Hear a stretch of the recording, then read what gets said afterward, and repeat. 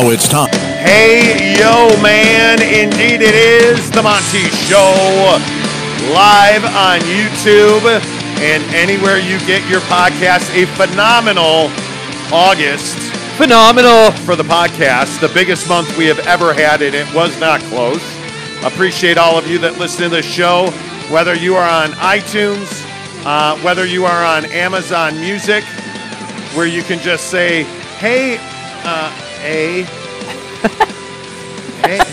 Hey, Alexa.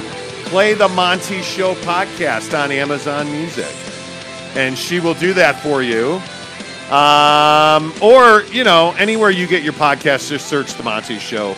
MONTY, The Monty Show. Pleasure to be with you on YouTube Live as well. We are a juggernaut of follower action. Make sure you subscribe to us. Hello. Hello. What? Whoa. Donnie? Hey, like, what is going on with my microphone the last couple of days? I don't know. Again, the gremlins, this just proves my point that we have major gremlins on this show. Anyway, as I was saying, we are juggernauting up the subscriber count here on YouTube. When we get to 2,500, we're going to give away a Traeger Ironwood 650. Are you going to miss me smoking this weekend? No, because I'm going to be smoking. Doobies. Yeah. All you have to do is subscribe. Take a picture that you are subscribed. Tweet, TikTok, or Insta. Snap face at us, The Monty Show. MONTY, The Monty Show. And... yeah, don't skip me. And SLC Supercars over there. What's up, Brylark, Kenny, Dane Cowan? What is up? Good to see you guys. We have got college football action tonight. We get Weber and the Utah Utes unveiling a brand new Rice Eccles Stadium. For the first time in what feels like a decade, there's going to be fans in the stands. And the seats are no longer pink, they're red. And there's actually a massive scoreboard and beautiful locker rooms in the south end zone. It's going to be amazing. And the question I think that has to be asked about this game is Kyle Whittingham ready to change his identity at Utah football? This, I think, is a critical question when we talk about recruiting, because you don't go to Utah if you're a wide receiver or a quarterback because, well, you know, the Utes don't throw the ball. Well, now you have Charlie Brewer, who has pedigree, who has experience. He led Baylor to phenomenal heights, and I think the Utes are expecting him to do the same thing. The question is, Jake, will Kyle Whittingham allow him to be that guy? Well, I think, you know, coming out in this first game against Weber, you know, I wouldn't be surprised to see, you know, a change in mentality. You know, it's your first game. You want to see really what Charlie and this offense can do against a team that you really should handle, and basically you handle every single year.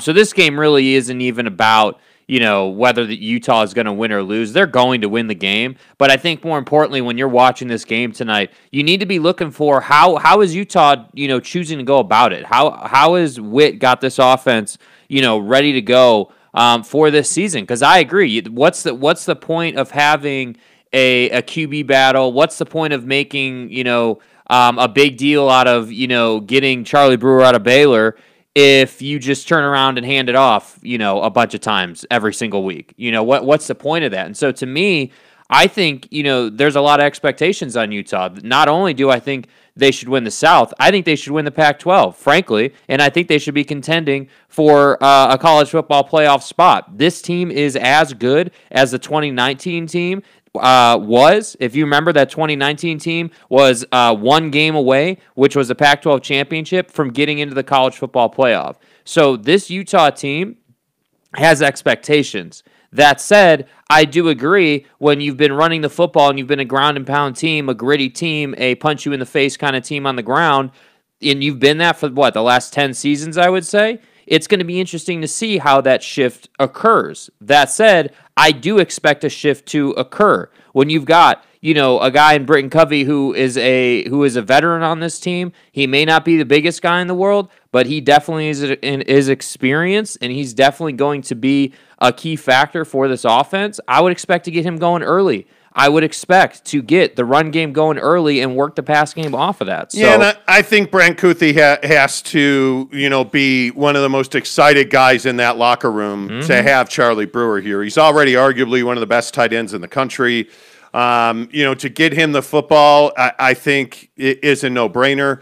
But the Ty Jordan situation obviously has lingered around this football team since that tragic incident took place. And, they're going to honor Ty several times here at the beginning of the season. And it will be interesting to see how this team bounces back in the run game. It'll be interesting to see, how much run-pass balance do we get? Because, again, I don't think this is a secret or any kind of groundbreaking preview and analysis. Kyle Whittingham would prefer to grind games out. I think Kyle Whittingham would prefer to have his offensive line maul guys and run for 200 yards, and I think he'd be fine if they won 21-17 every single week. But that's not the Pac-12 these days. That's not college football these days. And I think Kyle Whittingham knows if this program's going to take a step to the next level, his offense finally has to catch up to his defense. And to do that, you have to have a quarterback that's capable of carrying the load. And I think for the first time in a long time, I don't think it's too much of a stretch to say for the first time in Kyle Whittingham's tenure as a head coach of the University of Utah, that you have a legit throwing first offense, pass first offense. You have talent on the outside. You have Charlie Brewer. I think Cam Rising at some point is going to have to play a key role on this team as well. But right now out the gate, you're going to have to get a real stellar performance from your offense. I mean, and listen, Weber's not somebody that you're worried about losing to, but this is a team that can give you a little bit of trouble. So it'll be interesting to see, does Utah come out and win 53-10? Probably not. But this is one of those games where you're going to work out a lot of kinks, and I would expect to see Charlie Brewer throw the ball all over the place. I think that's what people need. That's what people want. And to what you were saying, Jake, about the way the offense is built, when you have guys like Kuthi and Covey, I think you have weapons to play the kind of game that your talent dictates. And not to be redundant, how many times have we said, man, if Travis Wilson could just throw the football? Yeah. All these quarterbacks that you've had for years, if Shelley, if this guy, if that guy, if you finally have the guy. So Charlie Brewer, you don't have to if or wonder anymore. He's a proven commodity. I want to see him come out and throw the football. Yeah, I want to see them prove a point. I want to see them show that, this road grader of an offensive line, because it's no secret. They have a massive offensive line at Utah. This road grader of an offensive line, I want to see them use the offensive line in multiple different ways. We know you can run the football. There's that's not even in question. But what I want to see is I want to see them establish the run and then use that established run to open up the play action game. And if you want to take that one step further and you want to go a little more, heavy pass against a team like Weber that you really should, dominate. Okay, I could kind of see that. But I just think that, it used to be the conversation with Utah was, all right, we've got this dominant defense. We're going to hold teams down. We're going to beat teams up. And the question just is, can we score 20 points? Can we score 20 points? And in prior years, that hasn't been the case. But I really do feel like with Charlie being the quarterback this year and what his skill set brings, they really should be able to be a well-rounded, check every box team. And that to me is why when you look around, just the Pac-12, I feel like they really should contend, if not be a favorite to win the conference. Simple as that. I mean, if you look at their schedule, they should be, 4-0 before their break, and then coming out of the break, they go to USC. That's when the season starts. You should be 4-0 headed into your break in October. Whoa. This is a year that BYU's winning the rivalry. Yeah, my ass. Whoa. My ass. So you don't think BYU is going to win the rivalry game this year? No. Oh, I think they are. No. My fucking ass. Well, you know what? I think it's going to be tight. I'm not ready to make that prediction yet. I need to see, really the quarterbacks on both sides of I think on paper, we can say it's going to be close. On paper, I would take Utah, but the intangible and the momentum that BYU brings to the game, I think that's going to be important, and we'll talk about that all next week. Trust me. But you have something in front of you for both of these teams. I mean, this is a pretty important night for Utah. Excuse me. Again, you're not. The frustrating part is half your fan base isn't going to see this game. It's on Pac-12 Network. That's frustrating. The exciting thing is, I think the roof is going to be just blown off. Yeah. Of Rice Eccles Stadium, and obviously that's not an indoor stadium. It's an open air stadium. You know, the construction is okay, but cool. That place is going to be lit, and I think they're going to be hopping. I think it's going to be loud. I think there are so many people that are thirsty to be at a live football game that place is going to be amazing. And I think if you're Utah, you need to come out and just blow their doors off. Yeah. And I again will say, just show me what you can do passing the ball. I want this to be the year where you finally take that huge step forward offensively. And I guess maybe the question for you then is, what do you expect out of this Utah team this year? Because I'm one of the people who thinks this is a year that Utah can actually win the Pac-12, go to the Rose Bowl, play in the college football playoff, have the kind of year that you've been trying to have for a decade.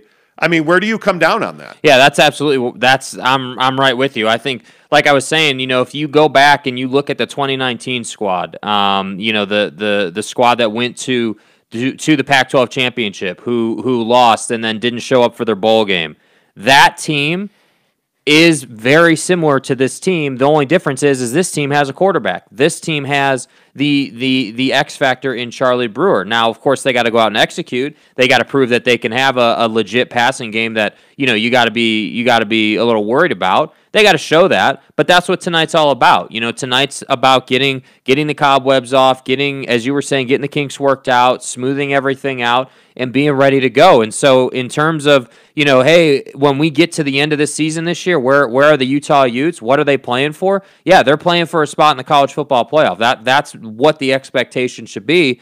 And I think once you get into that Final Four, once you get to the college football playoff, and you've cemented yourself as someone there, then I think we can say, okay, Kyle Whittingham has taken this program to the next level once again. Because you wouldn't, if that happens, you only got there because Charlie Brewer had a big year, because, you know, you have this awesome offensive line, because Devin Lloyd and the defense, you know, played their ass off. So, well, and that experience is something that I think this Utah team's going to have to lean on. I mean, when you have all these guys that are coming back, you know, and you look at the way that they ended the season, I mean, you can't help but feel very good about, you know, what you have and what you should do this year. The problem is that when you look at Utah, you know, I mean, I think that the offensive line is consistently a question mark, and I am a guy that believes very much in Jim Harding. I think he's a very good offensive line coach. I think that he is the right guy. I just don't know that offensive line and Kyle Whittingham, the identity of the offense has never been unanimous. And I think you had some of that with Ty Jordan. But now what? You have that tragedy, and now again, you're remaking the identity of your offense because, you know, you can't expect your run game to be as potent as it was. But now you bring in a guy like Charlie Brewer, and this is a guy that's got essentially 10,000 yards, 60 touchdowns, 39 career starts. Like, the thing that I'm struggling with is I want the identity to change. I want you to hand Charlie Brewer the football and say, go win us these games. Yeah.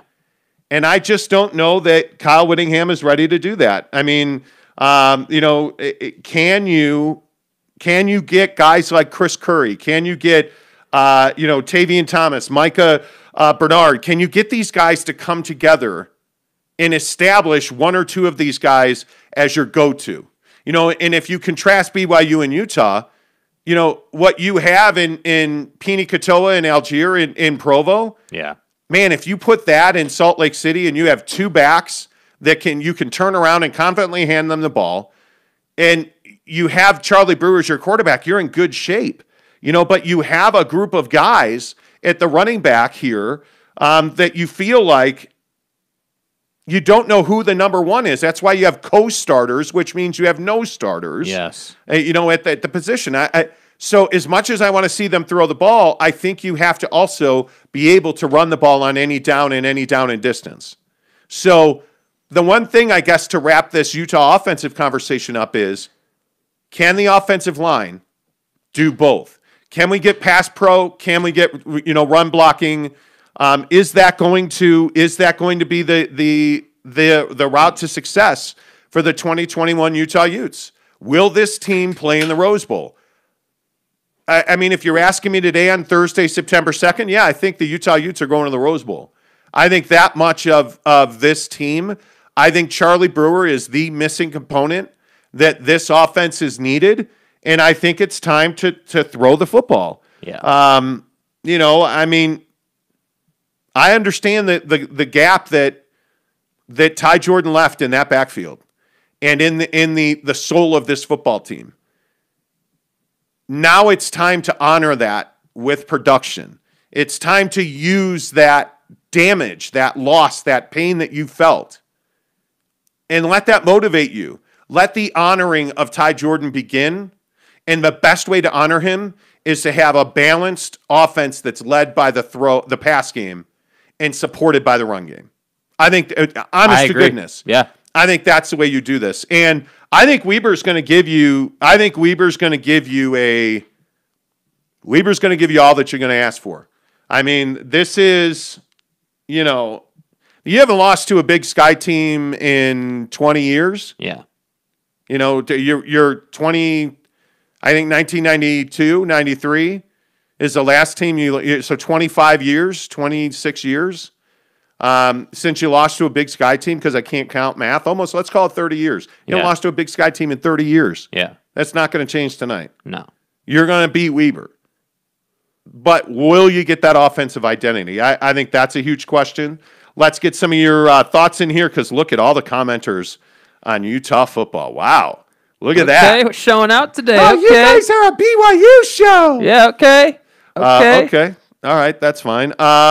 Let's see. Tanner Plummer says, my prediction, Utah over Weber State 45-3. There's no way it's 45-3. Weber is, and I kind of obsess over prep, and so looking at this Weber team, this is easily Jay Hill's best team. This is a FCS playoff team. This is a team that is going to give Utah a hell of a fight for 4 quarters every single snap. Jay Hill is obviously, an alum of this program. He is a guy that we all know well. I mean, he's up the road in Ogden. They're not going to quit. These guys all know each other. There's a lot of local ties. Yeah, absolutely. And there's a lot of local ties. This is going to be a hell of a fight. This is not going to be 45-3, Tanner, as much as I would like to see that. I don't think it's 45-3 at all. Spencer Morgan says, every year Utah and the local media tries to sell us that they will have, quote, an awesome new offense. This is the year. But every year the offensive line is poor in pass pro. Utah has been 70th or worse in tackle for loss allowed. That's been a problem.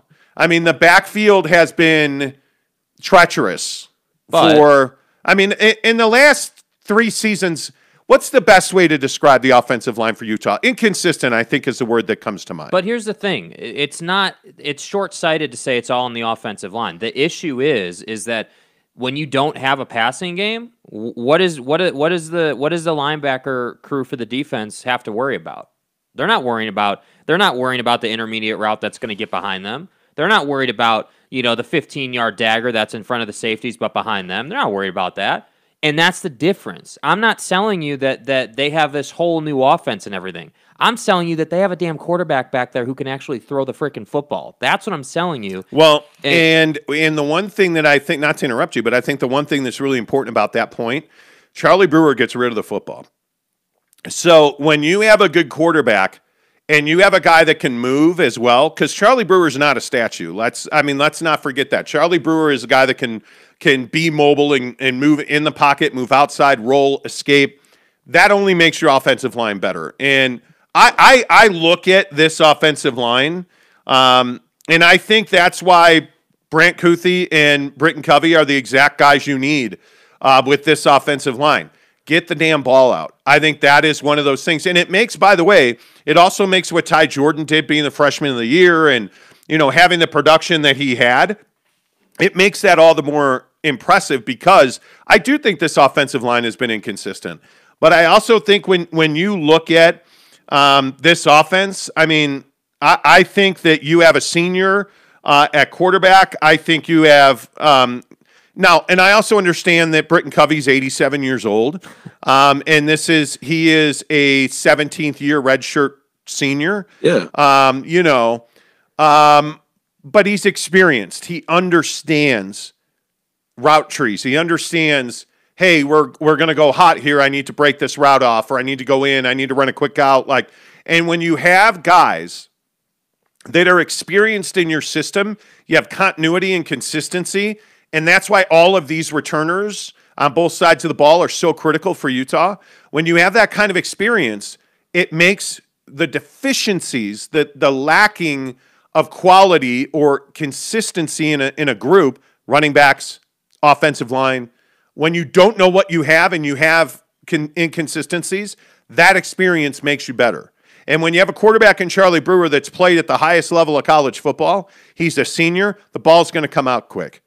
And if you think he doesn't understand, where their strengths are, Charlie Brewer and Britton Covey have a relationship. I guarantee you that Charlie Brewer got here as spring football started, and he's owned this job since. It's been his job since day one. He knows the offense inside and out. He knows where the ball is supposed to go, but more importantly, I think he also knows where the ball can go. And a lot of times, I don't think that in college football you get that. A lot of times, what you get is you get a guy that's just going to throw it down the sideline and hope for the best because it's probably not going to be intercepted. Mm-hmm. Well, that's hoping. The best quarterbacks in the country don't hope, they execute. And I think that's what you're hoping to see from Charlie Brewer tonight. On the other side of the state here, you have a guy in Jaren Hall who we don't know what the heck we're going to get Saturday night in Vegas. By the way, I'd remind you, and we'll talk about that game in a minute, I think that's a much tougher test, obviously, in Arizona than you have in Weber. But my point is, you have almost the same questions across the two teams in BYU and Utah. But again, I look at where this Utah team is going to be made. It's this week is your scrimmage, and then the next 2 weeks are incredibly difficult. I think at BYU and I think at San Diego State, I think are two very difficult games. And I think to your point earlier, yeah, you should be 4-0. When you get back home to play Washington State, you would better hope as a Ute fan that you're 3-0, because if you're 2-1. Now, all of a sudden, Washington State becomes a critical football game for you. It's a conference opener. I totally get that. But you would really better be 4-0 going to USC, because I think this is a year that Utah is built to beat USC. I think this is a year that you can finally, play any kind of football that you want. That USC defense always is fast. They're always fast. Intelligent beats speed every single time. Mm-hmm. And I think you have experience, and that's why I say tonight, it's Weber State. You expect to win that game by 17 to 21 points. But it's not, how much you win by, it's how you win that game. That's what I'm really interested to see. So, 100% agree. Yeah, let me get some more comments in here. Tanner Plummer says, true, but 2019 they had a good offense. Yeah, they did. Dane said, how is Britton still playing? I don't know. From what I understand, you only get 4 years of eligibility in college football, and I think this is his 11th season as a wide receiver at Utah. Hey, it's Bishop Sycamore, find a way to get it done. Yeah, he's a redshirt guy. Whatever it is. 36. Anyway, who's better, Kuthi or BYU's Isaac? Oh, Kuthi's. To me, I think Brant Kuthi is a stud. Yeah. A stud. And it's not a BYU versus Utah thing. It's okay if you rep in the Y, just admit that Kuthi's a stud. The guy is, he's everything you want in a football player. He's got great hands, he's intelligent, he likes being physical, I just don't know what else you could want. So for my money, I love the guy. Brylark says if Utah wins to win a chip, if Utah wants to win a chip, they'll need to win this game 53-10. If it's even within 3 scores against Weber State, how are you going to fare against the Clemsons and Alabamas of the world? I'm not saying you're wrong about that, but this is just one of those games. You need to come out, and I would say you almost need to not care what the score is. Just win the game. Because you've got to get Charlie Brewer settled into this offense, and I think he is. Yeah. Now you need to execute that. You need to when you come out tonight. You need to get everybody going in the right direction. This is the Nick Saban thing I talked about earlier. Does Utah have all the right guys on the bus in all the right seats, and we're all driving in the right direction? Mm-hmm. Is that where this Utah Ute football team is? Ask me Tuesday. Or are we seeing a lot of incompletions, a lot of drops, a lot of mistakes, that kind of stuff?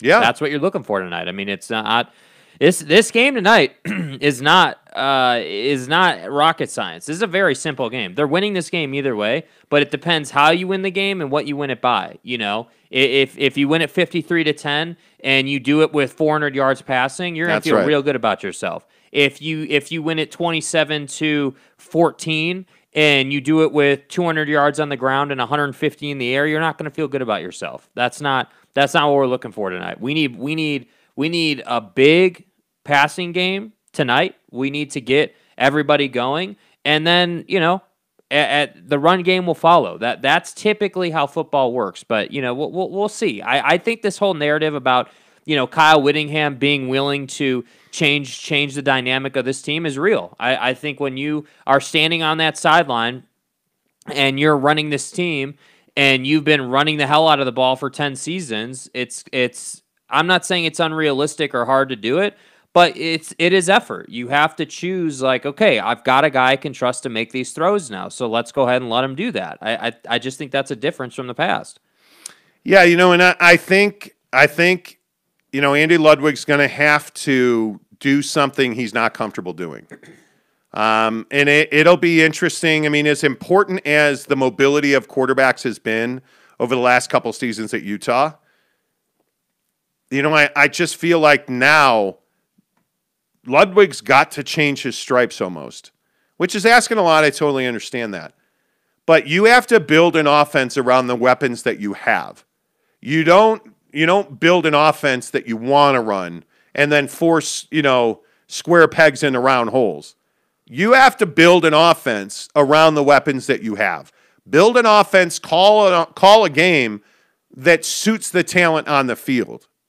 And I think that's going to be another one of the things to watch tonight because, again, when we talk about the running backs and this running back by committee thing, that can only last so long. When you talk about the Clemsons and the Alabamas, they don't generally have running back by committee. I mean, you look at Trevor Lawrence and Travis Etienne. I mean, that's as clear as an example as you can. You look at all the great backs recently that's come out of Alabama. You look at Mac and Cheese up in New England, the starting quarterback now, and Mac Jones. And I mean, you generally need a stud at quarterback, wide receiver, running back. I think you've got that at quarterback. You've got that at wide receiver. Do the Utes have that in the running back room? I don't know if you have that in the backfield. And it's interesting just looking at the numbers. I think it's going to be interesting to see what Tavion Thomas is. I mean, he's the guy.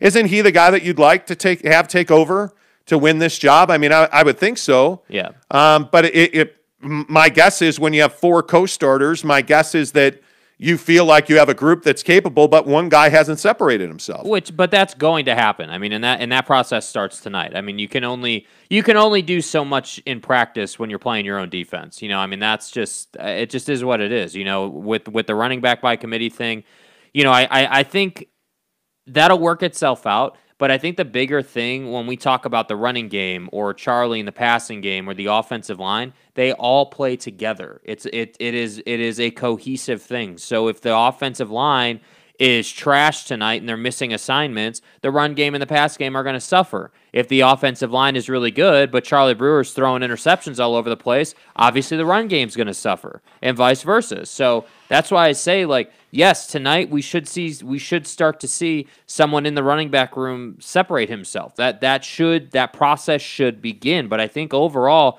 what I'm looking for is I'm just looking for the smoothness of the offense. Are we all in alignment on what the play is, where we need to be, what route we're running? Like, are we getting a lot of false starts? That's what tonight is about, because I'm telling you, those first 10 minutes on your first drive of the game, that's when those mistakes will happen and they get worked out. So when you're watching this game, don't be worried about whether Utah is going to win. They're going to win the game. It's just a matter of what we see. Yeah, and the other question I have, and I don't know, this is probably going to be me sounding like a jerk, but like how much you miss Sampson tonight? Like your wide receivers are very, very interesting. You look up and down this list. I wonder, how much do you miss Samson Nakua? How much do you miss the guys that are no longer wearing the U? Because you don't have a ton of bodies at wide receiver. Now the guys you do have seem to be talented, but again, that's why I say tonight is not a throwaway game. Tonight's that game where guys need to win jobs. And that's the nature of football. You're competing week in and week out. But when you don't have clear number 2s and number 3s on your depth chart, and you have a bunch of guys in those spots, that's a little concerning. So when I look at what you have in the tight end room with Kuthi and Fotheringham, or you look at what you don't have at wide receiver, but you still have Britton Covey. It'd be nice if Ennis stepped out. It'd be nice if one of these other guys, took over and ran away with that number 2 spot at wide receiver, the number 1 spot at running back. All of these things make the offensive line problems go away, or perceived, whatever your worst fears about the offensive line are. So I think tonight's about a lot more than just pounding Weber State. Yeah. Tonight's about a lot more of establishing people, and it'll be interesting to see what this team comes out and looks like. I mean, I'm excited. I mean, we have not seen this much anticipation on offense in quite some time. And, it's because you've had guys like Tyler Huntley, who you believed in and counted on. Last year you really, Ty Jordan, and now all of that has changed. And there's been so much turnover in the state. Like, when's the last time you saw somebody that was a Rose Bowl contender have this much turnover talent-wise? That's been a long time. It doesn't happen a lot. Yeah, it's been a long time. Yeah. So it'll be interesting to see. What comes up more often, Utah having good wide receivers or BYU's national chip in 1984? Well, I don't know. BYU, a lot of people talk about 1984, but it's because you won a national championship. At Utah, I mean, I go back to, Drez Anderson and Kenny Scott, or I mean, Utah's always had talent. The reason you haven't had elite wide receivers and elite wide receivers that progress to the next level is because you haven't had an elite quarterback. Yeah, you haven't had a quarterback that you allowed to throw the football. You haven't had an offense where you were pass first. So big time wide receiver recruits don't want to go to Utah. Big-time quarterback recruits don't want to go to Utah. But then again, if you look at the way Whit and his staff have recruited, Charlie Brewer's the exact right remedy. Because if he comes in and he has a big season and he takes Utah to the Rose Bowl, because it will be Charlie Brewer taking Utah to the Rose Bowl, if he does that, now all of a sudden it opens up your quarterback room to a lot more talent that in past years you would have never even been able to get into their living rooms. Yeah. Because they're not going to talk to Utah, because I don't want to go to a place where they run the ball constantly. Because that's what Utah's always been. So, and I mean, you have a legacy all the way back to Jamal Anderson of great running backs. I mean, if you look at Booker, if you look at, Jamal, if you look at all these Zach Moss, Ty Jordan, I mean, all these guys, Ty Jordan would have played in the NFL. You look at Jamal Anderson played in a Super Bowl. You just look at all of these guys, and you start to understand that this is a run-first team, and it has been for a very long time.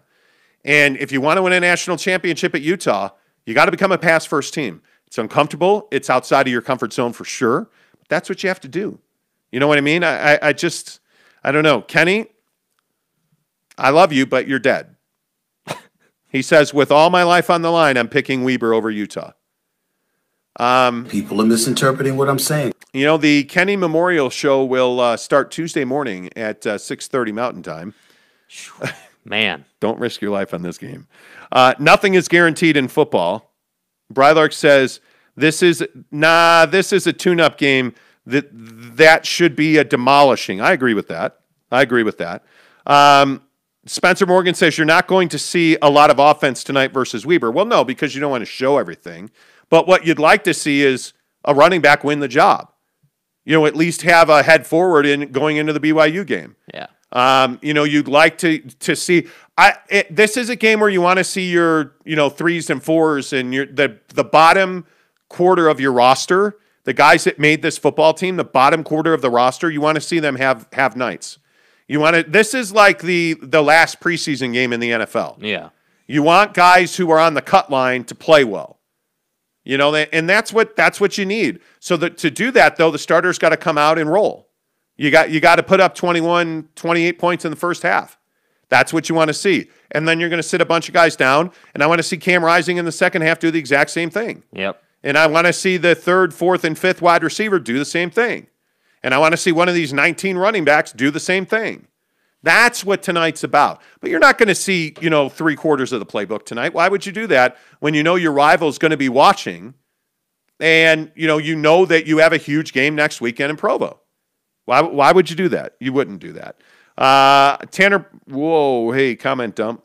Sorry, Tanner, I lost your comment there. Daryl Adams says Utah over Weber 30-10, BYU over Arizona 35-20. That's interesting. 35-20 would be a hell of a win for BYU. I think this Arizona defense is going to be much better than anybody realizes.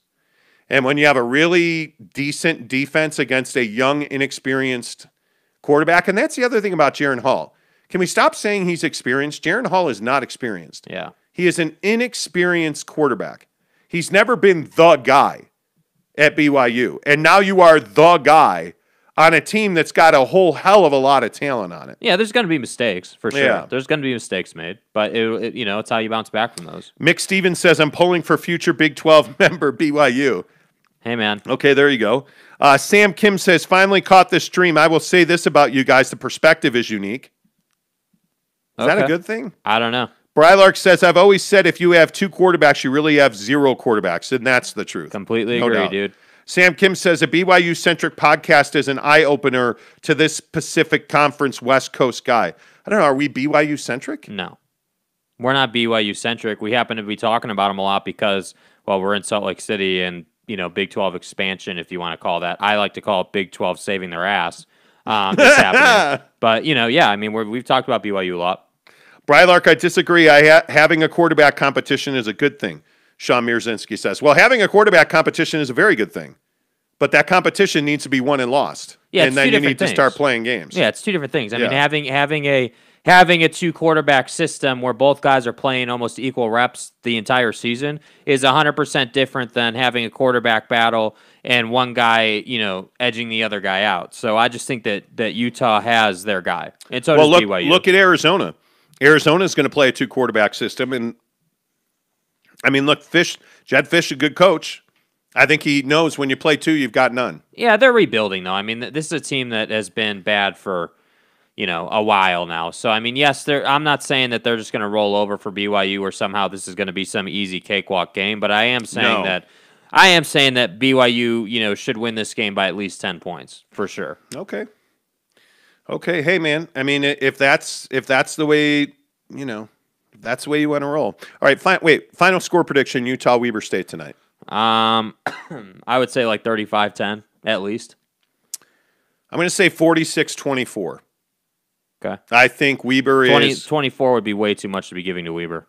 I think Weber is a much better team than anybody gives them credit for. I think this is one of Jay Hill's best coaching jobs so far. Yeah. I mean, he has built a team.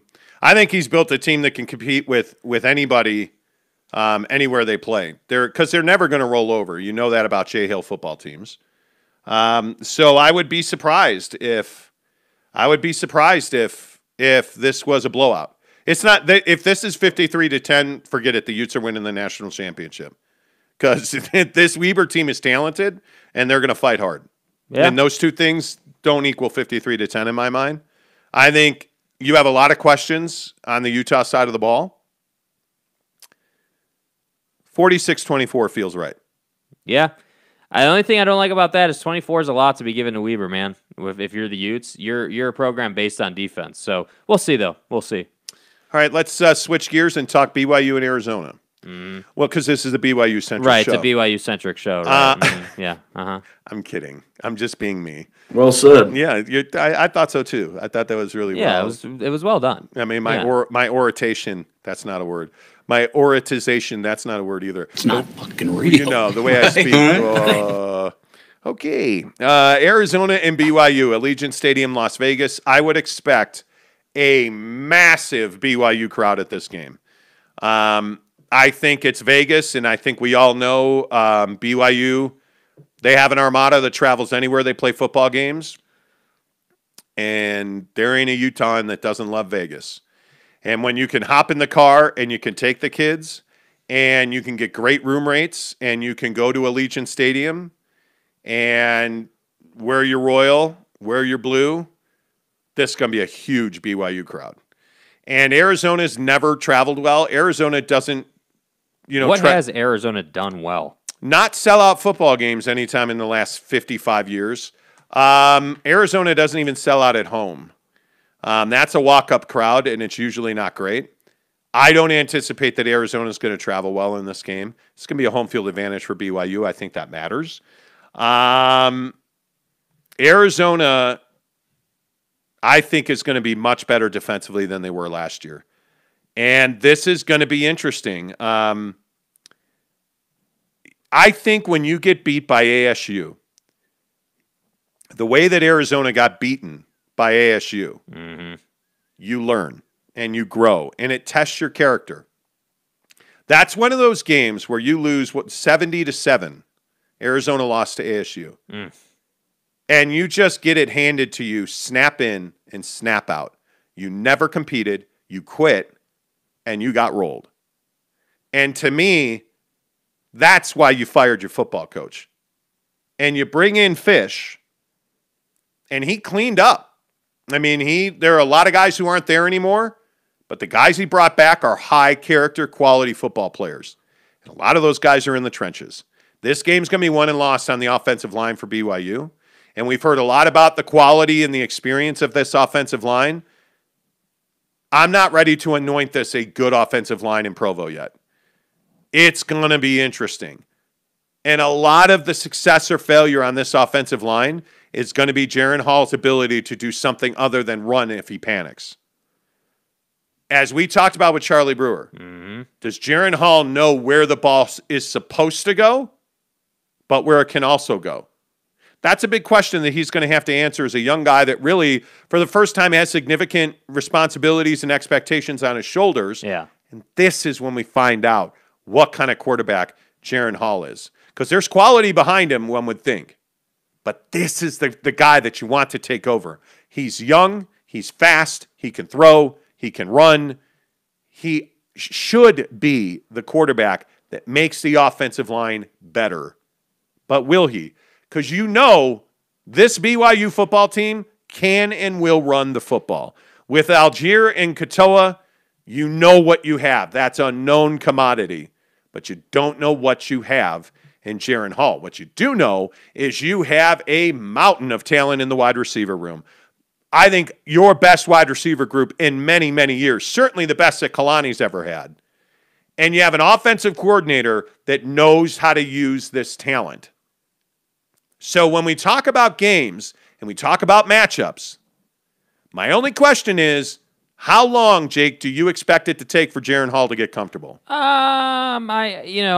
terms of games, I mean, I think probably, under 3 games to really take over and really come into his own as a quarterback. I think he knows the system. I don't really worry about, him, knowing plays or where the ball should go. What I worry about with Jaren is the balance between him running and him throwing. So as you were just alluding to, you've got a pile of talent in the wide receiver room. So what that then means is that you need to utilize that, You don't have, for BYU, they're fortunate. They have a pretty solid offensive line. I agree they have some proving to do, but they really should be able to do well against Arizona. My biggest thing is with Jaren, is he going to be pulling the trigger too much on leaving the pocket? Is he going to be too run happy? Because he is a gifted runner. He can run for sure.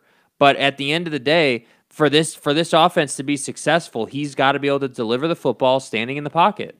And that's what I want to see out of this guy. We've heard all about how he's got this big arm and he's throwing the ball and everything looks great. Okay, well, I just want to see that, I don't doubt his ability, but as an example, Charlie Brewer, I don't doubt that he can throw the football because he's got the numbers at a major school. I know he can throw the football. That's not even a question on the radar.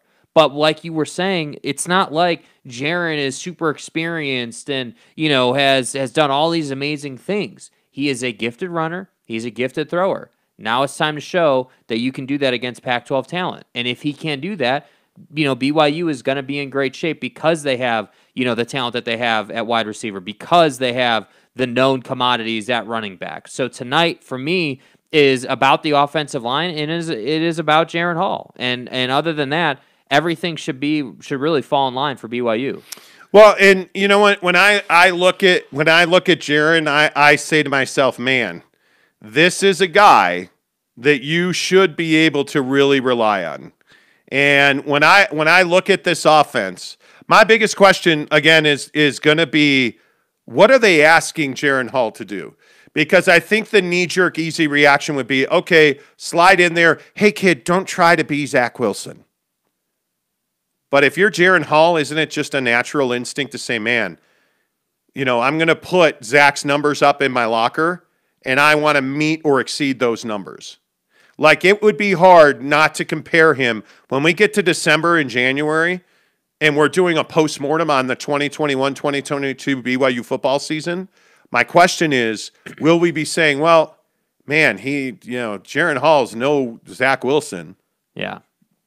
That's what we've got to avoid when we're talking about BYU football, because you're never going to replace that kind of production. You're never going to replace that kind of quality, the command, the presence, the ability.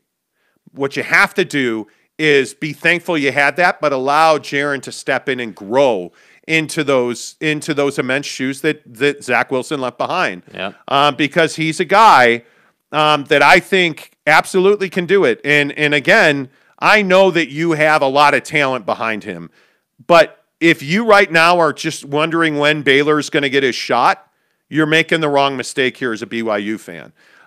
Because I think that when you have, when you have guys like Gunnar Romney, when you have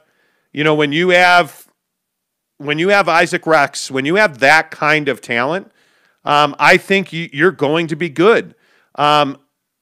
The question is about the offensive line again. And I know that I tend to be the guy that always plays the worst case scenario here. What? I know. It's not the best situation, and we all know that. I know.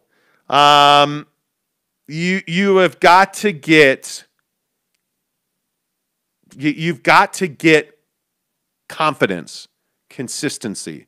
You've got to get guys in the right place who know that they can step up and play well. I want better fucking execution. Because when you lose a guy the quality of a Brady Christensen, when you lose that guy, how do you replace that guy on the line? I mean, everybody talks about Zach Wilson.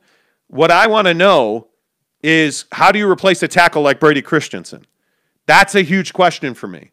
You only have, what do they have, 2 starters back on the line at BYU? That's a huge question for me. Yeah. So when you are so dependent on running the football, That offensive line has to be better than average. They can't just be an average offensive line. And I'm not saying they're going to be bad. Don't get me wrong. When you have that kind of talent and you've got Tyler Algier running the football and you've got a hammer and nail like Algier and Lopini Katoa coming, I mean, that's going to make you better. Jaren Hall's mobile. Again, I think he's a guy that we've seen in camp gets rid of the ball quickly. You just need to be above average on that offensive line, and this team's going to win a hell of a lot of their games. Yeah. You know, like I'm just a big believer that you have to be able to, and this is, again, the same conversation we had about Utah is what is that offensive line going to be something you're going to have to scheme to help? Or is that offensive line going to be somebody that you're like, okay, we can scheme this way because the offensive line is performing? Yeah. I mean, that's last question. year, Zach's numbers, he put up all those numbers because he had protection. That's a lot of what led to, Zach Wilson's success. I mean, yes, he had to make the throws, but I mean, when you go back and watch the tape, he had a lot of protection. And so I think, I just look at Jaren and I say this is going to go one of two ways for Jaren Hall tonight. He's going to get great protection. He's going to form that bond with his wide receivers, and the rest of the season is history. Or he's going to get almost no protection tonight. He's going to be running a lot, and he's going to have to make plays. That's just what it is. And this Arizona defense, it's not a great defense by any stretch of the imagination, but it's an athletic defense. They can make plays if you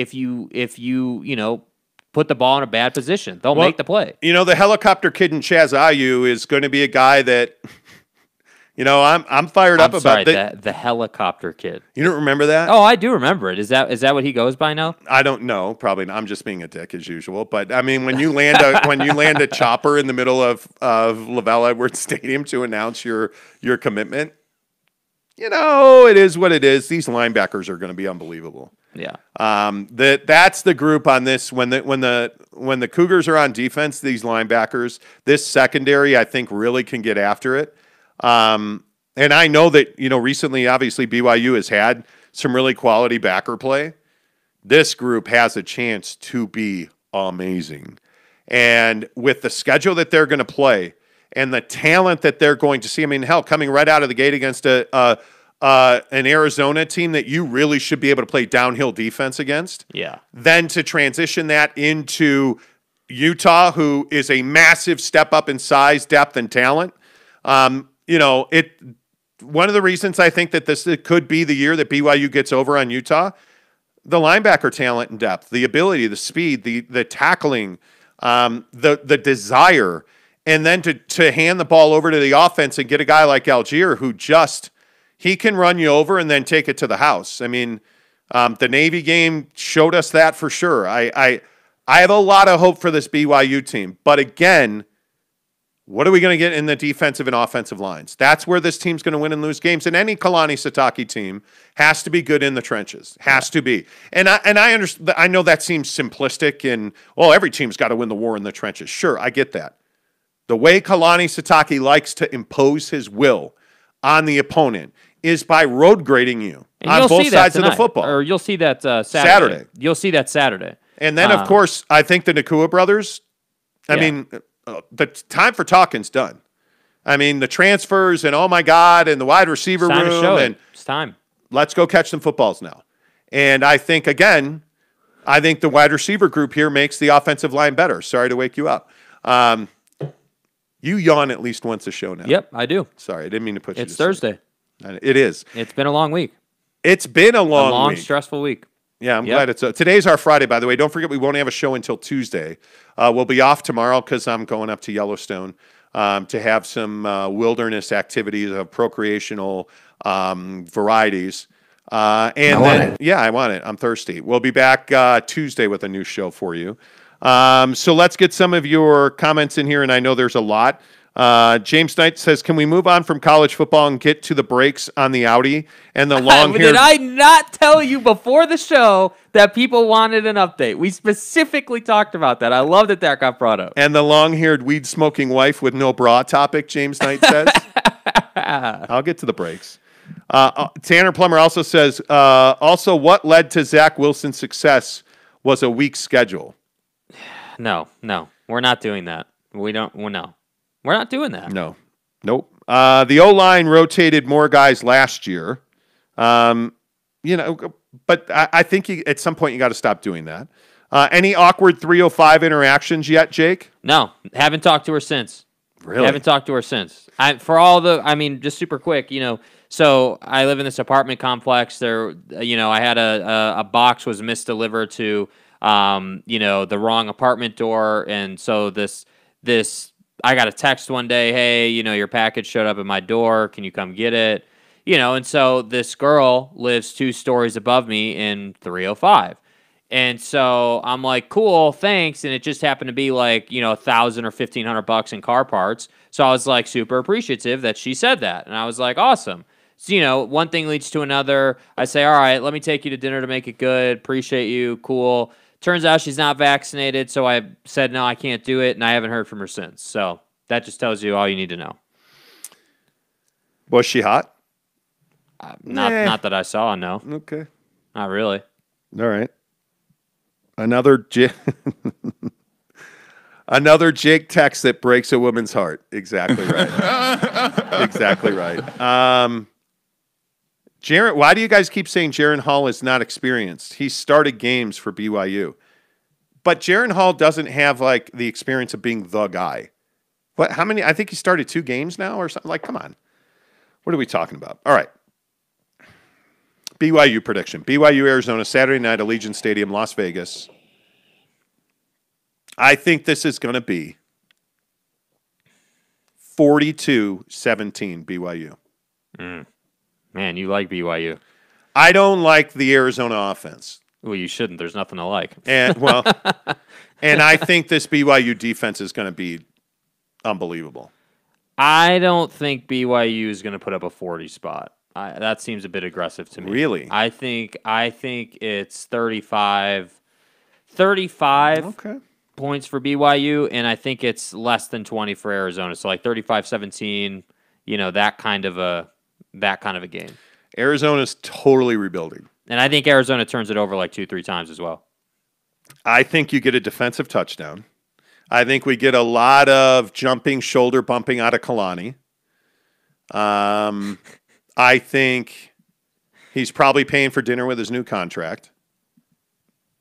And I think that's a celebratory dinner, 42-17. Okay.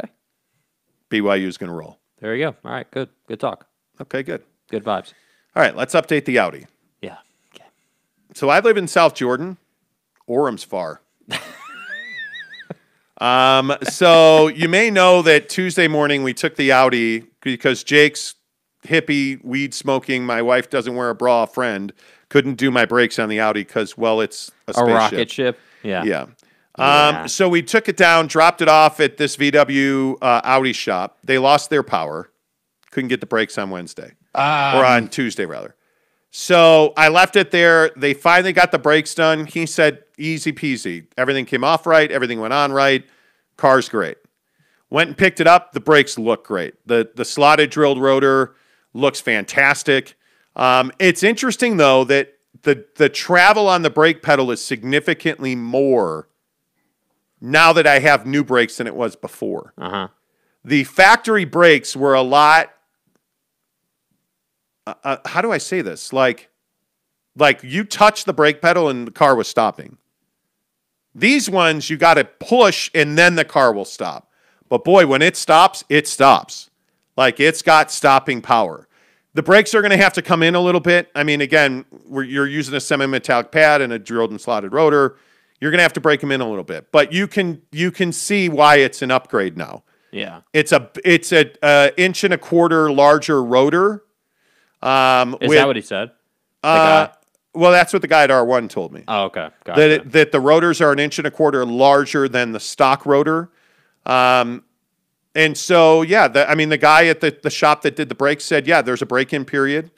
But he said, he literally said, you can drive the wheels off of it right now. It's fine. But you do have to kind of break them in. Yeah. You need to get the factory. On the pads in the rotor, there is how would you say it? It's like a coating, basically. Yeah, there you go. Like a coating. There is a manufacturer coating on that, specifically more on the rotor than the pad. But on the rotor, there is a factory coating that you kind of have to burn off. So the pad, it doesn't take very long to burn that coating off the pad at all, but it probably takes 100 miles to burn the coating off the rotor. So I was doing some reading last night while laying in my $6,000 bed. Yeah. And it's about 100 miles of braking. And you could do it the way you told me to do it, which is, find an open road or a parking lot. And just torch them. Get up and then, aggressively stop your car. Yeah. If you do that roughly, 10 to 12 times, you can burn off that coating. But the issue is if you just let the car sit there, if you put all these new brake components on and you let the car sit there and you don't drive it, you can get warping in the rotor. But if you drive the car consistently, and they say you want to knock that 100 miles off as soon as you can. Yeah, I may or may not do it Saturday for you, just because I'm a nice guy. Well, yeah, and by the way, finally, Big O in Cottonwood called me yesterday. So before you say that, what did the VW Audi guy tell you to do about the Big O shop? Okay, so, and you saw it. Yeah. Literally right across the street from this guy is a Big O tire store. Loaded with tires. And he's like, yeah, you don't want to go there. Go to the one up in Cottonwood. That's what he said. Yeah. I swear. And so we go to, I went to the one in Cottonwood. It took him a few days. He didn't call me back, but then he did call me back and say, hey, I got your Pilot Sport 4S's sitting here. Yeah. You want to come in tomorrow morning? It was like, well, I can't do it. But how about Friday morning? And he's like, all right, great. Yeah. They'll be here. We'll be in and out. Everything will be good. Yeah. So the new shoes are going on the car. And what sucks is I canceled my wheel order. I bought some Vossen wheels. Yeah. That were beautiful. Just gorgeous wheels. Perfect fit for the car. But they were not going to be here till the end of October. That's not going to work. So the bummer here is that, yes, for the next 2 months, I'm going to use this Pilot Sport 4S like a summer tire, but then I'm going to have to flip them into all seasons for the winter here. Or I may just not do that. My wife and I have also a Grand Cherokee. I might just park the Audi and drive it in dry winter conditions and call it a day. Yeah, I mean, I think when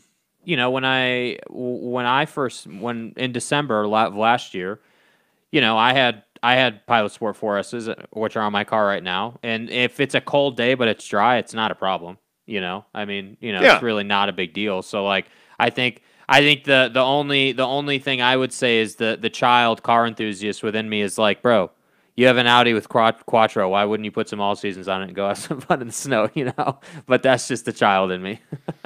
Yeah, Quattros are great. The Audi's beautiful. I got to be honest with you. I have a really nice SQ5. I got a great deal on it. They gave me way too much for my trade-in.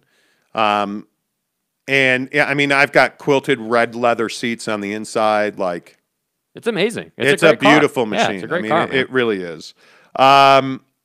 Are you guys going to talk about Joe Rogan? Yes, we're going to talk about Joe Rogan right now. As a Joe Rogan consumer, I listen to his podcast probably twice a week. I was not surprised to hear that Joe Rogan yesterday announced he has COVID. He has been anti-vaccine. Joe Rogan, and if you don't know him, obviously he's the UFC commentator. He does color commentary on all the big UFC fights. He's got the biggest podcast in the world. He's a comedian. Like, he's actually a really funny comedian. I mean, everybody knows Joe Rogan. So Joe Rogan announces that he has COVID yesterday, and he admitted, to some surprise, that he took ivermectin, which is it is the new hydroxychloroquine, which is not at all effective against COVID, but it's turned into this Facebook dark web cure for coronavirus, and there's no proof it has any impact on coronavirus at all. It is used to treat invasive parasite infections of the human body. So if you get ringworm, tapeworm, if you get lice, they use it very commonly for lice. Hydroxychloroquine. Yeah, so when you have bugs in your body, it will kill those bugs. The problem is COVID is not parasitical. It's not coronavirus. It's not a parasite. COVID is a viral infection. So ivermectin or hydroxychloroquine does nothing to kill. Hydroxychloroquine. And he admitted he took that. He also said he took steroids as well as this, mono-ejaculatory cocktail thing. It is what it is. I don't think that's the proper pronunciation of it. I could be wrong. Anyway, so Joe Rogan took a pile of any medication he could get his hands on. It's an antibody cocktail. It's to treat his COVID. And he claims that he's 100% fine. He said Sunday was rough, but Monday he felt great, and yesterday and Wednesday. And Yeah. what are you willing to do if you get COVID? Because I'll tell I've you. had COVID. So, but not like COVID now. Like you got, knock on wood, you got very lucky when you got COVID because it was the original version. Yeah, the alpha strain. And the girl, the most serious relationship you've ever had in your life that you dumped over text message. yeah. Brought it home from school. Right. And then infected you deep in your cavities. Yeah. But you were able to. You're so fucked. Yeah, you're done. You were able to not really need any help to get over it. Yeah, because I'm a stud. I'm perfect in every way. Anyway, the point is, if you got COVID now, what would you do? Be terrified. I would be concerned at a very high level. Yes. I think I don't feel bad for Joe Rogan or anybody who won't get a vaccine. I'm getting the Pfizer vaccine tomorrow, the first shot, and then I get the second shot on the 24th, and that's after I've already had the J&J. So I mean, I think it's just it's readily available. I scheduled the booking in 5 minutes on my phone. Like it's not hard to go and get it done. So here's the question that I have. Yeah. Here's the question that I have. Yeah. What if they ask you, hey, have you been vaccinated previously? What am I supposed to say? No, because it's not authorized that you can get multiple vaccines. So what if they ask you, will you be like, no, no. No, I haven't. No, I've been one of the sheep who listened to, Infowars.com and I get all my news on Facebook. And QAnon. Yeah, so the vaccines are going to, eat the Infowars.com. they're going to eat the lining of my butthole out, but I'm willing to do it now because I'm scared of the Delta variant. Yeah. Nothing? What do you mean nothing? I just played the InfoWars drop. What do you mean nothing? Butthole is an amazing word. And we were saying that. Anyway, the point is, that you can't tell me you got a vaccine because you want that Pfizer vaccine. I'm telling you. I'm not going to say anything. By the way, I'm not going to be here Saturday. Yeah. So when you're feeling like ass Yeah. on Saturday, you're welcome to not lay in the $6,000 bed. Yeah.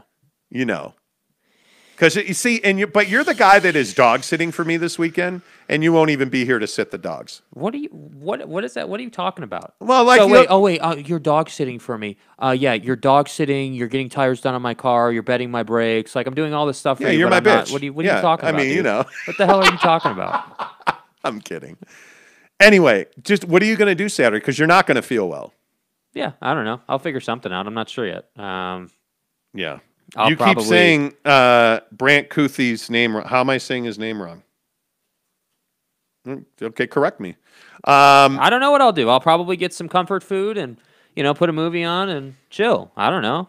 What do you do? I don't know what you do. It depends. How bad is the headache? If my arm just hurts and nothing else, then I'll do whatever. Yeah, I don't know. I mean, I think it's one of those things. But this is what I'm fast. So here's what I've been contemplating. I could do the vlog on how this goes, because we're gonna do a vlog over the weekend. Because you're going to Yellowstone, so you're gonna be vlogging that. Yes. And then I have to figure out what I'm gonna vlog on my side. Correct. And I just got this new. I definitely have to go to Best Buy and get a gimbal for this new camera we just bought, so our vlog content can be a little crisper. We're investing in the setup, right? So I definitely have to go and do that. The question is, is my portion of the vlog going to be about how jacked I am from the vaccine, or is it going to be that I feel great and I have to go and find something to do? That's my question. Yeah, I don't know. It'll be interesting to me to see exactly how you end up with this vaccine, because the J&J legitimately sat me down for half a day. I was not feeling good. Yeah. I think it's interesting that Ace has both the vaccines too. Well, let me quickly read his message because you use vanishing mode, you jerk. Vanish mode. He said, and why do you do that? Ace, I don't know what you said. He just said I have both vaccines too, and then I couldn't see it because do you, and maybe you guys don't know this. Here, let me show you what it looks like when somebody uses vanishing mode. It means the message goes away. I think vanishing mode, and I know I've ranted about this before. vanishing mode is stupid. If you send me message, yeah, seriously, if you send me message in vanishing mode, I'm not doing it anymore. I'm not. And you'll remember our friend the Stever, our special forces guy, who, Which, by the way, yeah, I hope he's okay. I haven't heard from him in months and months. No, it's been more than that. It's been since Phoenix, hasn't it? I think so. It's been since Phoenix. Yeah. You'll remember the Stever. He was a special forces guy. I want to say Marine, but whatever. He sent me a picture when we worked at the shitty radio station in Phoenix. He sent me a picture of our house. Like, flying over our house in a helicopter, he sent me a picture of it. Like, damn. And we got to know him pretty well. And he had vanishing mode before vanishing mode was a thing. Yeah. And right? He had it on Twitter. Yeah, you'll remember that he had vanishing mode. Yeah. And now everybody's got vanishing mode. But, yeah, I hope he's okay. I haven't heard from the Stever. But he did say, to his credit, he did say in his last message to us that he was going to be gone for a long time. Yeah, he is. He would tell us, because we're huge fans of the military on the show. I think if you've listened to the show for any amount of time, I think you know that. We're huge fans of the military. We have a lot of listeners overseas that are in the armed forces that listen to us. And we appreciate every one of you guys. And Stever was somebody that we got to know pretty well. And our old friend, and I think this is how we got to know him, because our old friend Napa Mike, the late Napa Mike, I think knew the Stever. And Napa Mike, God rest his soul, knew everybody. Yeah, pretty much. And so the Stever used to text the old shitty radio station when we were on the air, when Napa Mike was on the air with us. And so that turned into him being a regular listener. And Arizona has a huge military population. But he used to tell us, hey, I'm going to be gone for a couple of weeks on a mission. And then, he'd come back from that mission, and he'd be like, hey, any chance you followed the news? And there'd be, some Al-Qaeda assassination or some shit on the news. And it's like, okay. And, when he would kind of hint at what he was doing. He used to send me a message and say, hey, watch the news tomorrow, or hey, dude, he didn't even try to hide it. No, he is a bad dude, bro. Yeah, bad dude. He did some crazy stuff, send us pictures of our house, and yeah, I hope he's okay. I have so much respect for people that will put their lives on the line when I never did. Yeah, and it is, man, it's crazy. It really is. I mean, our military folks, what's going on in Afghanistan. I'm glad it's over, but the way that whole thing went down, that's those suicide bombings, that's when that stuff happens. Bad news. I look at the National Guard being deployed in South Lake Tahoe now. They're guarding casinos. We're asking our fighting forces to guard casinos. Yeah. It just, I think most of us take them for granted. Please don't. Yeah. Stever, if you happen to listen to this, he used to tell us that they would listen to it when they were listening to our show while they were deployed. He'd have all the guys listen to it, and which is amazing. I am thrilled by that, but I hope he's okay. Vanishing mode. Yeah. Yeah, don't send me message in vanishing mode. Yeah. I really hate that. Yeah. And I'm not going to read them anymore. What was the update on that crappy landscaper? Oh, the pavers. Paver guy. Pavers are almost in. Dude. He's actually come through the last 2 days. Yesterday, my wife says in the background. He leveled the ground. They're ready to put pavers in today, pretty much. He's got a little more groundwork to do, but he should be putting in pavers today. Just in time for me to go out of town. Thanks. Appreciate that. So that Jake can smoke on our new pavers this weekend. Nude, right? You're just going to lay nude on the pavers and soak up, right? Yep. But anyway, the point is, he actually has come through. He's been here the last 2 days. The groundwork's just about done. So, I'll post pictures of the pavers when they're done. For sure. Jake, are you back on Hinge? I never left Hinge. It's just a matter of if I'm actively using it or not actively using it, So, I'm not, chasing it real hard, no. So, I'm not, no. Okay. Listen, man. There's only so many days left in your life, Jake.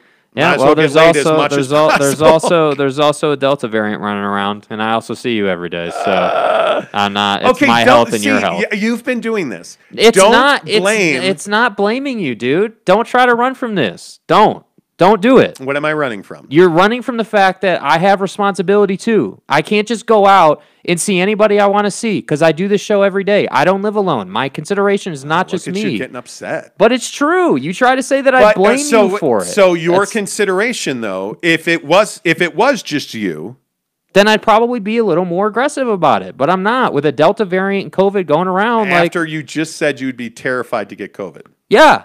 I did. Okay. Were you not listening? I did. What did I just say? I said it's me and it's you.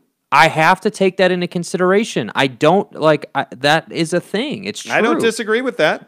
So that's look why at you getting all fired up. Because I don't like the notion that I'm like blaming you for it. It's the facts of the case. You were pretty unhappy when I called you that day and said I had COVID after I saw you 2 days ago, right? Yeah, you were pretty pissed about that. Well, I was not happy about it. There's no doubt about that. I was not happy about that. But it wasn't that I was worried I had COVID. Yes. My first thought was I was worried about you. Okay. Yeah. Honest to God, that was my first thought. Is what happens if you get really sick? Man, see, this is what coronavirus does to people. This is you wind up. You want to you like there's. Not that you complain about it, but you always ask me, well, when are you going to find somebody or when are you going to get out there? When I damn feel like it, because I feel like it's very risky right now. I feel like it's not worth the risk of not only time, health, money, everything that goes. It's not. Times have changed, dude. Rob Saunders says, so tell me, which test tells you that you have the Delta variant? Answer, there's no test that tells you have the Delta variant. Okay, there's no rapid test.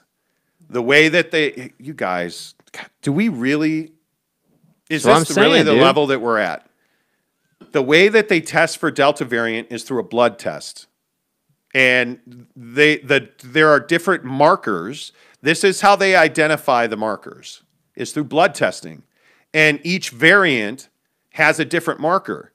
And it acts differently because people that are not vaccinated, it allows the Delta variant to live in your system and grow and turn into the next variant and then pass itself off to somebody else. And now animals. And so, correct, animals. But anyway, my point is, the way they know that you have Delta is because people that are unvaccinated that wind up in the ICU, they're testing your blood. When you just get like a rapid test, you just test positive for coronavirus. It doesn't say coronavirus Delta variant because hopefully you don't need to be hospitalized. Yeah. It's when you get hospitalized, they're able to test your blood for it. So yes, Rob, it is out there. Rob says, what did Giggity say? Okay. Giggity says, the shitty radio station in Phoenix is still shitty. And also, did you guys hear one of the longtime guys from the AZ team's mouthpiece got fired last week? Yeah. Yep. Yeah, Doug Franz they completely changed their Bickley and Murata are doing mornings, and hey, good for them, man. They also had a big turnover in Seattle. This is why I don't work in radio right now, and probably never will again. One, our podcast is doing incredibly well, better than we could have ever anticipated. And two, radio, there just is no stability in it.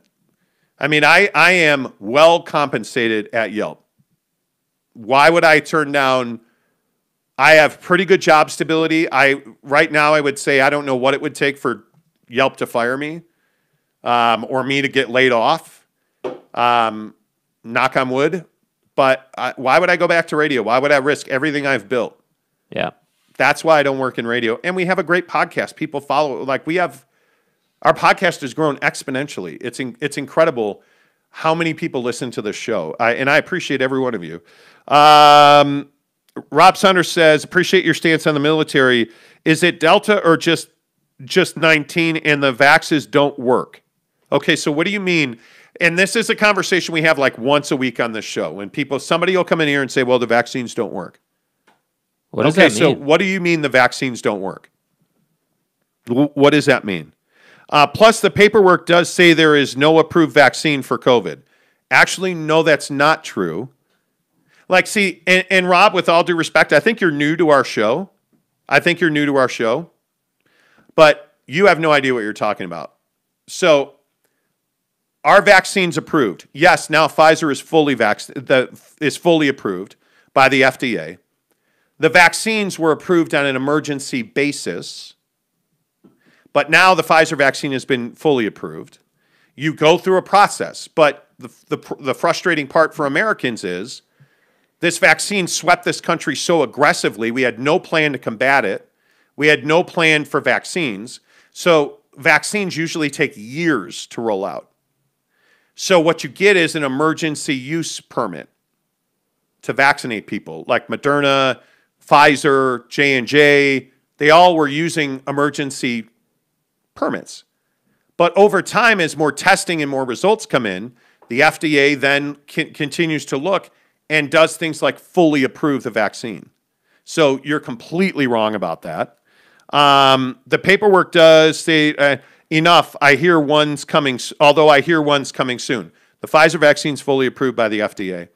There is no cure or treatment, even this mononucleosis cocktail thing, is not approved for wide use. It is approved for people. This, monoclonal cocktail is only approved for people that are high risk. So if you have diabetes, asthma, you're obese, you're older, you're allowed to take that cocktail. It's an antibody cocktail. The Regeneron cocktail.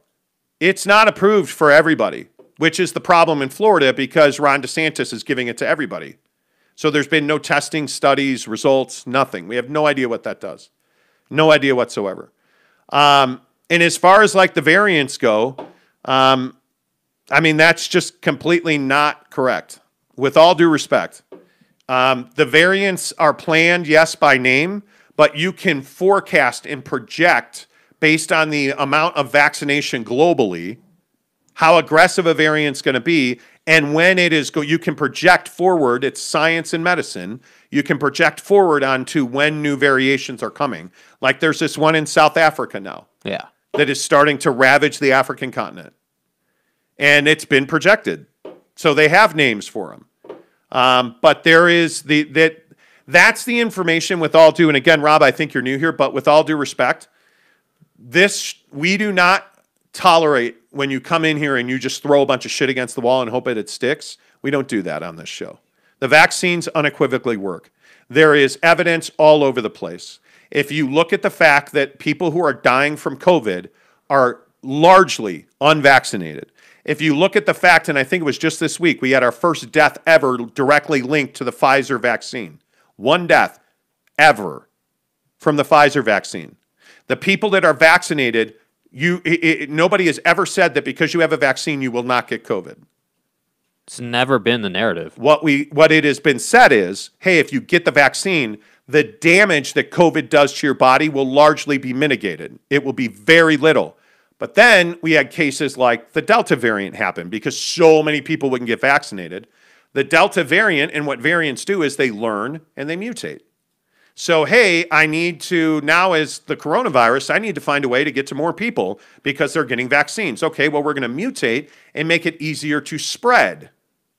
So now I can jump to human to human to human to human much quicker. Oh, by the way, now I can infect kids, and now we're seeing death rates amongst youth go up from the coronavirus because the virus has now changed and mutated into something it never was. So that's why you need to get vaccinated. Let's see. Giggity says, Rob, which Facebook doctor are you getting your information from? That's the problem. And when we have our former president saying, well, you can inject bleach into your system and shove a light up your ass and everything will be fine. It doesn't work that way, man. It does not work that way. View this the same as the flu. And calling, Fauci a Nazi and you're sheep and get out of here. Come on. People are dying, man. Do you understand, look, how many stories do you need to hear of people who are like, I'm never taking the vaccine. It's poison. It's going to damage my body. I don't need it. I'm healthy. And they wind up on a ventilator and they never wake up. And they regret not taking the vaccine. And their family's like, man, he regretted not taking the vaccine. He wanted everybody to know that. Cool. Rob says, thanks. That's how you know you won the argument. Have never done Facebook. Well, but Rob, wherever you're getting your news from, you're completely wrong. Here's the thing. You haven't said where you're getting your information from. Where are you getting your information from? You're not, like, you know, I'm just saying, we're not trying to grill you here, but if you're going to say a bunch of stuff that just is outright not true, it's just flat out wrong, where are you getting your information from, man? That's the question. He said, I am new. I'm reading the vaccine paperwork they gave me. What? Okay, well, what on the paperwork is misleading in any way, shape, or form? I mean, there's nothing on that paper that is wrong. Or when you're looking for a way to twist something, that's when you know that. Why did you get vaccinated then? That's what I would ask. Anyway, here nor there. It's not worth going way down the rabbit hole for. The way they identified it is your organs shut down. That's exactly right, James Knight. Oh, your organs shut down? You probably have COVID. Here, let's do some testing. Right? I mean, do you know how? And the other thing that is so frustrating to me is that it is in all of these red states, that like the Gulf Coast now. You want to know what really sucks ass? How about Lake Tahoe, this fire? Do you know why they're losing the battle with this fire? They're down hundreds of firefighters who have coronavirus and are not allowed to work and fight fires. Because they have coronavirus. So in Louisiana, do you know what their biggest concern is? It's not flood or mold or water or anything else. They're worried that people are going to rescue centers, grouping in mass, and they're going to get coronavirus. So if the hurricane doesn't kill you, poor information and misinformation, so you didn't get vaccinated, so now you're going to get the coronavirus, and you're going to have serious, serious impact to your health. So the IDA didn't get you, coronavirus did. Because, no, masks don't work. Like, seriously? Come on. Yeah. It's ridiculous. How much longer can the U.S. allow the distrust in the government to grow before having to do something about it? But what do you do about it? Yeah, what's the option? What do we do about it? Facebook has become such a wasteland. That's why I don't get on Facebook anymore. I don't use Facebook because what's the point? Yeah. We don't believe anything that we hear anymore. And there's so much misinformation, and we did it to ourselves. We did it to ourselves. And it's so frustrating to me because we won't listen to our doctors. We won't listen to science. Well, Jesus told me, and, you know, Jesus didn't die. He didn't get vaccinated. Okay. God bless. Well, listen, man, I appreciate your thoughts and prayers, but that's not going to protect me from coronavirus. I was talking to an acquaintance that I have in South Lake Tahoe who has worked her entire life to afford a dream home that they built in Lake Tahoe. And it's burning down right now. And that fire is probably man-made. They don't have an official cause of that fire, the Calder fire. It's likely man-made. Likely man-made. And it's like we're doing it. You guys realize we're doing all this to ourselves. Like we're burning the world down. We're chopping down trees. We're using water. I talked to a guy yesterday who his whole career is renting rainwater retention reservoirs. Because we're at a point now in California and Florida where it's mandated that if you build a new house, you have to retain rainwater. And you have to have a system to do that. But you know why he rents them? Because nobody wants to buy them. All they do is rent them, put them on their property, pass inspection, and then send them back. Because they don't actually care about retaining water. Like we're killing ourselves. And nobody wants to do anything about it. Yeah. I'm amazed by it. Yeah. I'm amazed by it.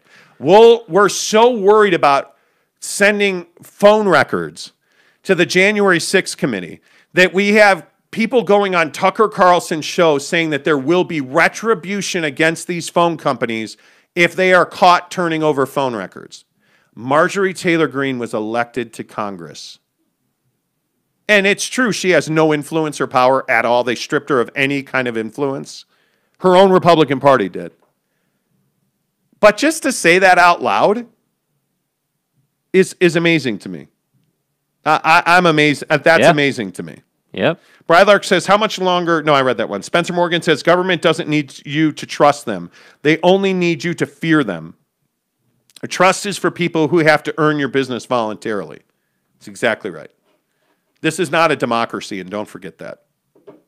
Government in the U.S. is not a democracy. People will tell you that. You know, we're not a democracy. What choice did you have about sending our troops to Afghanistan? We can't even elect a president without my pillow asshole going all like rogue and having events and stuff. Yeah. Anyway, we should probably go now. Okay. Okay. Good. Yes. What are you going to smoke this weekend without me? Man, I don't know. And by the way, are you going to do we should do the burger video on Monday. We have to do the burger challenge. We're doing it. Okay, so we had a huge argument on the show the other day about the best fast food burger. And I won. Of course, everybody agreed with me that Wendy's Dave's Double is way better than a... You're an idiot. An and so is everybody else. Double? Buy my pillow. We all know that. The Dave's Double is way better than an In-N-Out double. Jesus. Okay, I mean, y'all are embarrassing yourselves, man. Jesus would have chosen a Dave's Double. This is a tasty burger. What about Big Kahuna Burger? No. I'm not playing your game. Well, on Monday, we'll do a video because we do a vlog weekend where you follow us around all weekend. So we'll do a vlog, and in we'll end that vlog maybe, or we'll do it next weekend. It'll be in the video. We'll get you a video of us taste testing burgers, and it'll be Five Guys, Dave's Double, and In-N-Out. Yeah.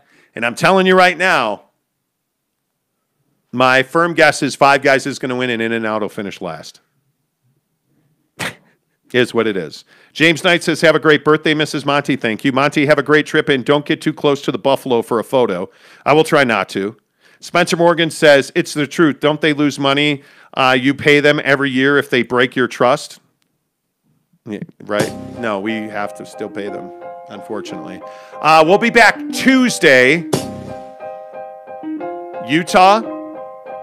I think I can't remember what I said. 40. You said like 42 to 46-24. A lot of points, bro. I'm going. I'll go 35-17. Okay. All right. We'll talk to you Tuesday. Be safe this weekend. Enjoy your Labor Day. Until Monday, say goodbye, Jake. Goodbye, Jake.